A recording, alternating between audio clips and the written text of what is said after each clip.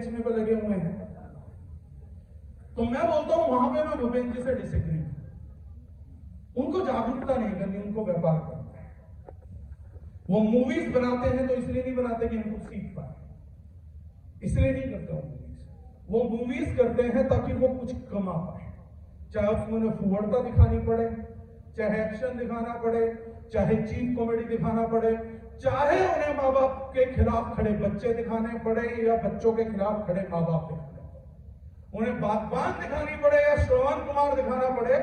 बॉलीवुड एक बिजनेस है जिन्हें कोई फर्क नहीं पड़ता। इसलिए मैं निजी तौर पर इस जिम्मेदारी से मुक्त करता हूं कि वो हमारे समाज को कहीं आगे लेके जाए, क्योंकि मैंने एक ही चीज देखा है, मेरे को जिन लोगों से तक ये मैसेज पहुंचाना था और जिन लोगों के थ्रू पहुंचाना था, सटीक लोग सही मैसेज सही लोगों तक पहुंचा रहे हैं, और जिन लोगों को ये मैसेज लेके जाना था वो सारे मेरे सामने कुर्सियों पे बैठे हैं और सही लोगों तक ये मैसेज है।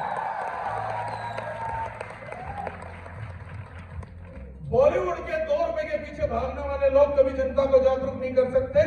वो लोग जो अपने परिवार के सपनों के लिए, अपने सपनों के लिए, अपने भविष्य के लिए, अपने समाज के भविष्य के लिए भाग रहे हैं, जो स्कूल कॉलेजेस में पढ़ाई कर रहे हैं ताकि उनकी शिक्षा अच्छी हो सके, इसलिए पढ़ रहे हैं ताकि उनके देश का भविष्य अच्छा हो सके, वही इस देश के भविष्य को अच्छा कर सकते हैं। बाकी वो अपना काम परफेक्ट कर रहे हैं। वो रजनीगंधा विमल मसाला बेचने के लायक थे, वो बेच रहे हैं। हमें परमात्मा ने ऑर्गेनिक बेचने के लायक बनाया, हम ऑर्गेनिक बेच रहे हैं। किसी को ड्रग बेचने के लायक बनाया, वो ड्रग बेच रहा है। किसी को बेवकूफ बनाने के लिए लॉटरी बेचने के धंधे में लेके आए, वो लॉटरी बेच रहा है। जिसको परमात्मा ने जो काम दिया था, सब अपनी जगह परफेक्ट काम कर रहे हैं। ये देश हमेशा युवाओं से बदला है, ये देश हमेशा क्रांतिकारियों से बदला है, ये देश हमेशा जागरूकों से बदला है, ये विश्व सदा उन लोगों से बदला है जिनमें बदलाव लाने की ताकत होती है। और बॉलीवुड बदलाव नहीं ला सकता। उनका तो 2-4 बॉयकॉट हुए, उनकी खुद की टांगें कांप गई कि अब क्या करे क्या ना करे, तो वो कहां से विमल गुटका छोड़ के ऑर्गेनिक को प्रमोट कर पाए। क्लियर है? जिस बॉलीवुड के लिए लाखों लोग मरते थे, करोड़ों लोग मरते थे, जिनके ऑटोग्राफ के साइन को लोग तरसते थे, कहना नहीं चाहिए क्योंकि नेगेटिव ढूंढना नहीं चाहिए, लेकिन 4 मूवी फ्लॉप हुई है, 4 गिनती की। 4 बॉयकॉट हुए। उनके बड़े से बड़े स्टार ने टीवी पे आके हाथ जोड़ दिए कि भाई साहब बॉयकॉट मत करो, हमारी बहुत मेहनत है, हमने ये किया, हमने वो किया है, प्लीज हमारे को देखने चाहिए। उनसे ज्यादा अच्छे मुझे अपने बच्चे लगते हैं, अपने नेटवर्क के बच्चे लगते हैं, जिनका लाखों लोग खुद का परिवार बॉयकॉट करता है, लेकिन उसके बाद भी हाथ नहीं जोड़ते, गर्दन ऊंची करके अपना काम करते हैं, अपने आपको कामयाब। 4 बॉयकॉट पे अगर पूरी बॉलीवुड का साम्राज्य हिल सकता है, वो सारे उद्योगपति हिल सकते हैं, तो मैं ठीक मानता हूं कि कुछ बच्चे हिम्मत खो देते हैं, क्योंकि वो तो उतनी बड़ी चीज भी नहीं। लेकिन फिर वहीं पे एक दूसरी साइड है कि स्टेज पे आने वाले उन बच्चों को सैल्यूट है, हर उस छोटे से छोटे लेवल के बच्चे को सैल्यूट है जो कुछ करके आया है। क्योंकि मैं जानता हूं इसका 1, 2, 4 नहीं, इसके कम से कम 40, 400, 4000 बॉयकॉट रहे होंगे। उस बॉयकॉट के बावजूद अगर वो यहाँ खड़ा है तो अपने पैरों पे खड़ा, अपनी ताकत पे खड़ा है, अपने जिगर पे, बॉलीवुड की तरह ठीक पे नहीं। आत्मविश्वास किसी ने बोला था कि मैंने कहा कई लोगों को, बच्चों को पता है सेल्फ कॉन्फिडेंस क्या है, ओवर कॉन्फिडेंस क्या है। आप यंग एज में, हमें पता नहीं लगता कि हम सेल्फ कॉन्फिडेंट है कि ओवर कॉन्फिडेंट है। जिंदगी की जितनी गुत्थी सुलझेंगी, जितनी कामयाबी मिलेगी, यह तय है कि वो सेल्फ कॉन्फिडेंस से, आत्मविश्वास से मिलेगी। लेकिन बहुत कम लोग हैं जिंदगी में जो आत्मविश्वास को समझ पाए। मैं 2 ही सब्जेक्ट पे छोटी सी बात करूं आज, कंफर्ट जोन, आत्मविश्वास, सिर्फ, और 2 लाइन। आत्मविश्वास वो नहीं होता है जिसको आप दिखाते हो। आत्मविश्वास वो नहीं है जिसका एग्जीबिशन सामने वाले के सामने किया जाए।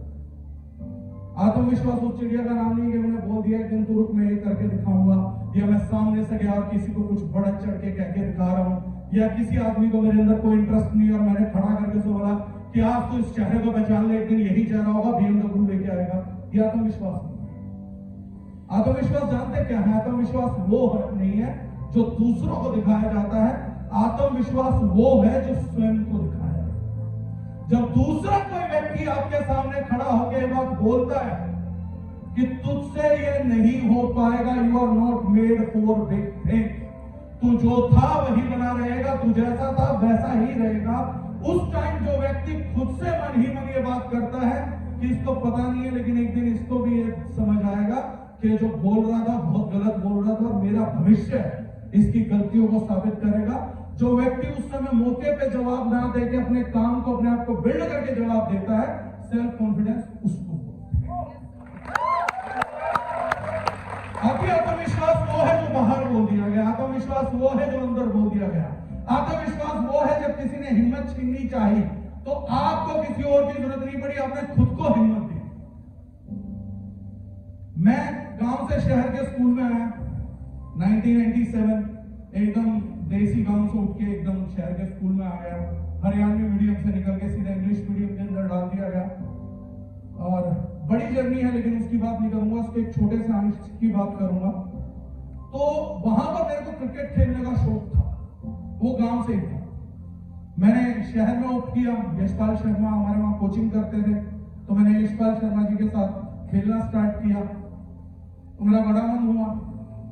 तो मैंने कहा, कई लोग यहाँ पर ऐसे बैठे हैं जिन्हें ना मैं देखता हूँ स्टेज पे है ना, तो बहुत बार बोल जाते हैं लोग कि उन्होंने कुलदीप जी ने बड़े अच्छे पॉइंट्स दिए, phase of rejection, phase of objection, और आप लोगों ने नेटवर्क मार्केटिंग में शुरुआत कर दी कच्ची उम्र में, तो आप लोगों को एक बात दिमाग में आएगी और डाली जाएगी, दैट नेटवर्क मार्केटिंग में रिजेक्शन बहुत है, ऑब्जेक्शन बहुत। ये मेरे दिमाग में भी एक बार डाला जा रहा है।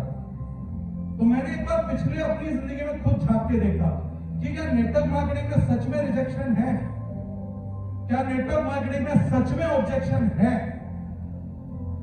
तो मुझे याद आया कि जब मैं क्रिकेट खेलने गया और यशपाल शर्मा जो 1983 का वर्ल्ड कप खेल के आए हुए थे, जब उन्होंने मेरे को ऑन फील्ड देखा तो उन्होंने मेरे से आके कहा कि तू मेरे साथ प्रैक्टिस क्यों नहीं करता है। तो मैंने बोला सर इतना पैसा नहीं है, पापा फीस नहीं दे सकते। तो उन्होंने कहा तेरे को करनी चाहिए, तेरे अंदर टैलेंट है, तू इंटरनेशनल क्रिकेट भी खेल सकता है, you are very bright cricketer, मैंने तेरे को खेलता देखा है, तेरा गेम देखा है एंड इट्स लाइक फैंटास्टिक। तो मैं भी साथ में माले पे था कि एक एक्सपीरियंस आदमी ने बोल दिया कि तू कर सकता है। मैं घर गया तो मैंने कहा कि मुझे ऐसा लग रहा है कि मुझे क्रिकेट में करियर देखना चाहिए, मुझे क्रिकेट में करियर परस्यू करना चाहिए। तो पहली स्टेटमेंट आई, मुझे पता है क्रिकेट में कितने लोग खेलते हैं पूरे देश में। तो मैंने कहा कितने लोग खेलते हैं यार, बोले तेरे को लगता तू पहले 11 में आ सकता है। तो मेरी मदर बोलती है मेरे घर का नाम लेके, जिन्नी तेरे को पता है 11 लोग पूरे हिंदुस्तान के टॉप 11, बेटा आसान नहीं है, नहीं हो पाएगा, तू रहने दे। तो मैंने कहा क्यों नहीं हो पाएगा, किस लिए नहीं हो पाएगा, करना है, ट्राई करना है। जो 11 है वो कोई बिरले नहीं है, उनके 4 हाथ 4 पैर नहीं है, तो मैं क्यों नहीं कर सकता।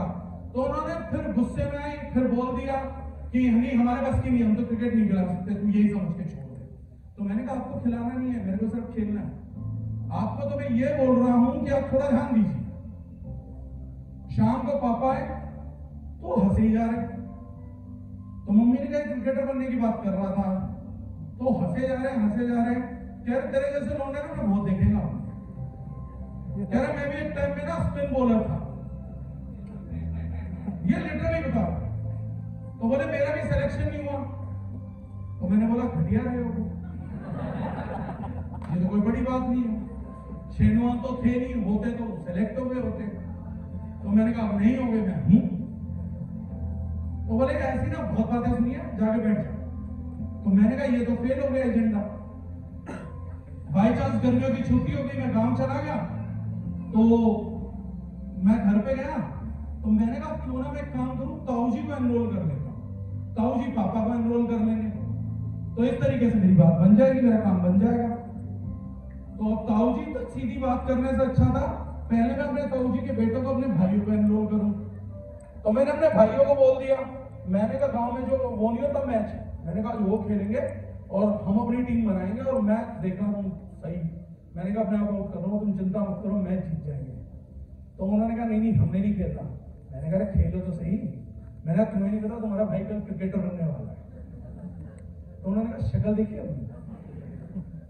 तो मैंने कहा शक्ल तो उन क्रिकेटरों की भी अच्छी नहीं जो खेल रहे हैं। तो मैंने कहा शक्ल देख के तो क्रिकेटर बनते भी नहीं है। मैंने कब कहा कि मेरे को मूवी करनी है, तो क्रिकेट खेलने की बात कर रहा हूं। मैंने कहा उसका सिलेक्शन भी शक्ल देख के किया जाता है क्या? तो अरे जब फालतू बात मत कर। मैंने कहा फालतू बात तो तुम कर रहे हो। मैंने कहा मुझे क्रिकेट खेलना, तुम कह रहे हो शक्ल देखी है। बात तो ये फालतू है, मेरी बात थोड़ी ना फालतू। तो हुआ क्या है लास्ट कि मैं यशपाल शर्मा की कोचिंग में खेलता रहा और अंडर 19 वर्ल्ड कप का सिलेक्शन चल रहा था। मैंने लकीली वो भी क्लियर कर दिया और उस पे गार्जियन के साइन होने थे क्योंकि अब्रॉड जाना था खेलने के लिए। तो मेरे फादर ने साइन किया, उन्होंने कहा हमें नहीं खिलाना लड़का, क्रिकेटर बनाना ही नहीं। तो आज तक मेरे को एक चीज का दुख है, वो दुख ये नहीं क्रिकेटर नहीं बन पाया, मैं उससे ज्यादा बेहतरीन काम कर रहा हूं। तो क्रिकेटर बनता तो मैं अपनी जिंदगी अच्छी बना सकता था, शायद 2-4 और की बना लेता। लेकिन आज परमात्मा ने मुझे आशीर्वाद दे रखा है कि अगले 10 साल जिया तो मैं क्रिकेटरों से कई बेहतर जिंदगी हर साल बदल दूंगा। तो मुझे आज कोई और मैं कर भी दूंगा क्योंकि उस काम के लिए मैं डेडिकेटेड हूं। मैं क्रिकेट के लिए डेडिकेटेड था तो कर दिया था, पढ़ाई के लिए डेडिकेटेड था तो 2 बार इंडिया का टॉप कर दिया था, इस बार नेटवर्क मार्केटिंग के लिए डेडिकेटेड हूं तो ये भी कर ही दूंगा। इससे पहले भी अपने लिए था तो भी कर दिया था, तो वो तो हो जाएगा, उसमें कोई बड़ी बात। मेरे को अफसोस इस बात का था कि मेरे घर में से सबने इस चीज के लिए मुझे रिजेक्ट किया कि मैं क्रिकेटर नहीं बन सकता। इस चीज का कोई 1% दुख नहीं। दुख किस बात का है? दुख इस बात का है कि किसी ने मुझे खेलते हुए नहीं देखा। सबसे कमाल की बात यह है, जो मुझे खेलता हुआ देख रहा है वो कह रहा है ये सेलेक्ट हो सकता है, और जो खेलता हुआ नहीं देख रहा वो कह रहा अपनी शक्ल देख। क्या इस केस के बाद आपको लगता है कि सच में लोग नेटवर्क मार्केटिंग के लिए नहीं गिरे?